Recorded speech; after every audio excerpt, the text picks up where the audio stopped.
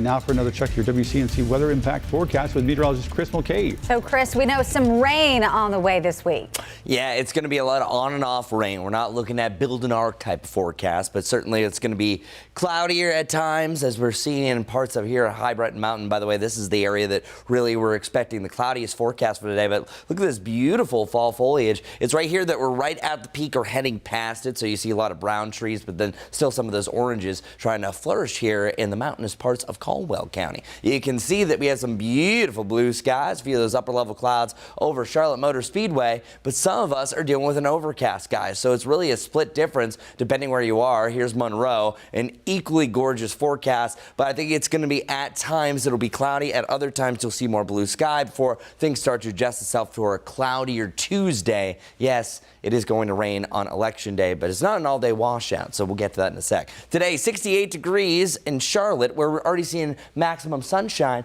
We will see the 70s. Where you do not see the sunshine, right around 60 degrees to the upper 50s up in the mountains, and you're looking at Dallas, where it is expecting to be cloudy most of the day. I think we start to fill in the gaps really by the late afternoon, but I'm not discounting that you will see some on and off sunshine for the rest of today. This is a complicated forecast because you just have all this moisture rushing in. You have clouds everywhere, but then it's going to be some intermittent rain as well. This morning you might have felt a brief sprinkle. I think we do that again during the evening. As temperatures get close to the dew point, it gets a little bit more humid, and it's going to up our rain potential. Speaking of the word humid, it actually is going to start to feel humid through the middle of this week. So not usually a word that we're throwing around November, but it is going to be the case because we have a higher humidity values, which are going to lead to some more rain.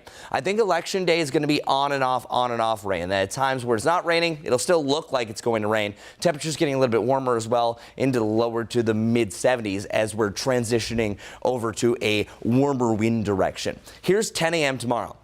I think it's at this point, really, from when the polls open around 6:30 to 7 o'clock to around noon, that we're seeing most of the rain fall across the area. I'm not saying that you're not going to see rain after that. I think it's at this point that these rain showers start to break up. So oftentimes in these models, whenever you see something like this is representing a weakening trend. So I think we'll still see a few showers out and about, even a quick heavy downpour, depending where you are. But I think it's a little bit more scattered. So this is going to be your prime opportunity. Not saying you're going to miss it entirely, but if you were to pick a time frame that is most likely going to be dry, I think it's really the last hours of polling, especially down towards the south and southeast. Rainfall chances not giving up after this, though. I think actually most of your Wednesday is going to be dry. It's Wednesday evening, Wednesday night, into Thursday morning that's going to be our next time frame. Friday is the only day that we actually are completely dry before another wet weather system moves back in. I didn't have time to get to it, but it's Raphael that is actively going to be forming over the next day or two. That is going to become a tropical storm, then a hurricane, then it sits out in the Gulf.